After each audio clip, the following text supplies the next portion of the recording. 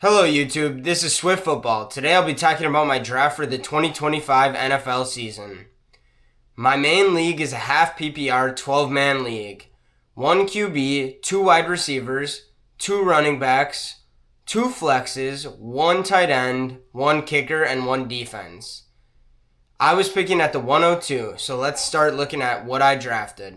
The first overall pick was Jamar Chase, leaving me with the choice between a couple really good running backs, and I ended up going with Bijan. I really like his age, and at the end of the season, him and Michael Penix were an absolute threat together, so I chose to go with Bijan for my first round pick. Now, when the draft swung back to me, my goal was to go double running back. Chase Brown ended up being my second round selection. Bucky Irving almost fell to me, and I think that would have been a great steal. I was also hoping for a couple good wide receivers to fall that didn't, like JSN. But at the end of the day, I did want to go double running back, and I think it worked out perfectly. So my 2 starting running backs will be Bijan and Chase Brown. I'm very happy with that. The 101 decided to go Ladd McConkey and Trey McBride, leaving me A.J. Brown in the 3rd round. Now, he does have a hamstring injury, which is concerning, but if he's healthy, I have no doubt he'll pay off that ADP and much, much more. So through the first 3 rounds, I am very happy with my team so far. Then, when the draft swings back around to me on the 4th round, I'm left with a couple choices, but I end up going R.J. Harvey.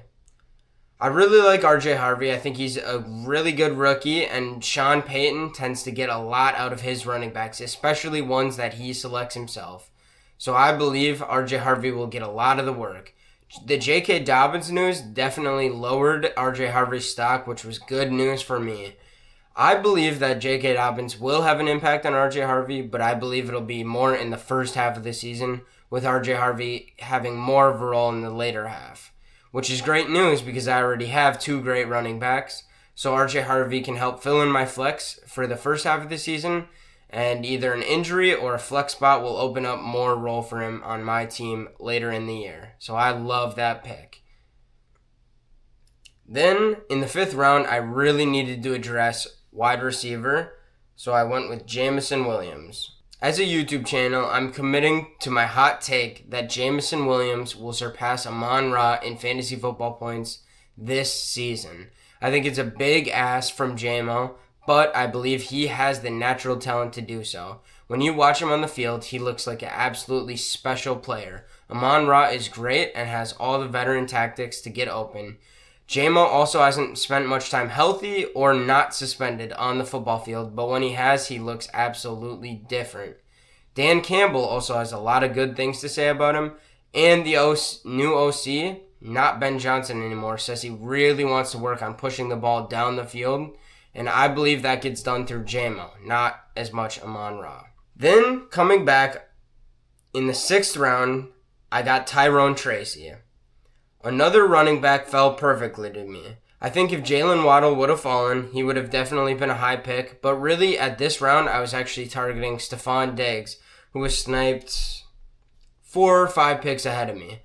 Unfortunately, he got sniped there because I think that would have been a great trio of receivers and trio of running backs to start off with. Stephon Diggs' ADP on Sleeper was unexplainably low. I believe he's been suffering through an injury, but he will be the wide receiver 1 on a team with an up-and-coming QB that doesn't have a ton of threats in general on offense, besides the QB, besides maybe a young running back. I think there's a lot of volume that could go Stephon Diggs' way, and he's a great veteran receiver, so I really would have liked to have him on the team, but I will take Tyrone Tracy. He was an absolute breakout rookie, a late-round pick, and with Cam Scatterboo possibly missing some time, and Tyrone Tracy, from what I've heard, looking better in training camp, I believe that was a great pick for where I took him at. Coming back around, the number 101 took 2 running backs, so I was able to pick up Ricky Pearsall. Ricky Pearsall was somebody I was targeting this whole draft. I also have him in a dynasty league. I believe Ricky Pearsall is in for a big role this year. Juwan Jennings is missing time right now through a contract dispute or injury. Not really sure which is true, which is not.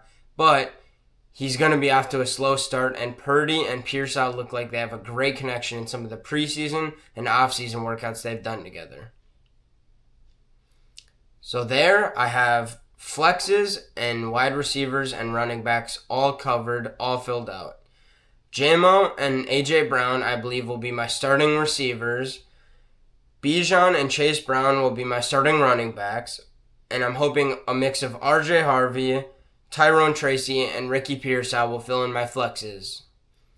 Then, in some of the later rounds, I grabbed Tank Bigsby, Keon Coleman. I believe these two are very young players that have a lot of upside. Tank Bigsby, Travis Etienne. I believe in Travis Etienne, but Liam Cohen seems to really like Tank Bigsby. Tank Bigsby had an amazing season last year, an even better one than Etienne. So if Tank Bigsby takes a big role, I believe that could provide huge value, especially at that ADP. And then Keon Coleman, he had his rookie season last year, and he didn't do much. Josh Allen really didn't look like he wanted to throw to him much, but if he could get targets from Josh Allen is potentially the best QB in the league right now. So those targets are very, very valuable and a very valuable offense. So I'm very excited about drafting him. Dak Prescott I also took as my QB. It was a very late place to take a first QB, but I truly believe in Dak. Dak is number 2 on Vegas lines for total passing yards. And last time he was healthy, I believe he was top 5 QB, which was 2 seasons ago. With a healthy CeeDee Lamb, a healthy Dak Prescott, and now George Pickens, I believe Dak Prescott could even have potential to be the number 1 QB overall. So this was my plan the whole draft. Grab Dak Prescott in some of the later rounds.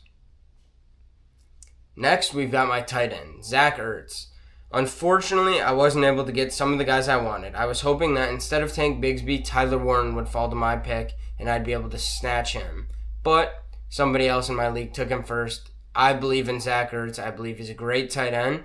I don't believe he'll provide anything more than hopefully top 10 upside. But with that being said, with some of the other positional advantages I will have in my team, I think Zach Ertz is an okay sacrifice. And I think with Jaden Daniels and his connection growing, he could even potentially shock me and have a couple top 5 weeks added in. To round out the rest of my draft, I was hoping to take high upside players.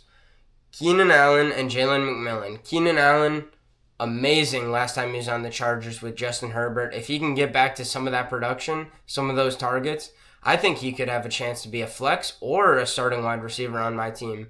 Even with a Ladd McConkey injury, that could even be more valuable.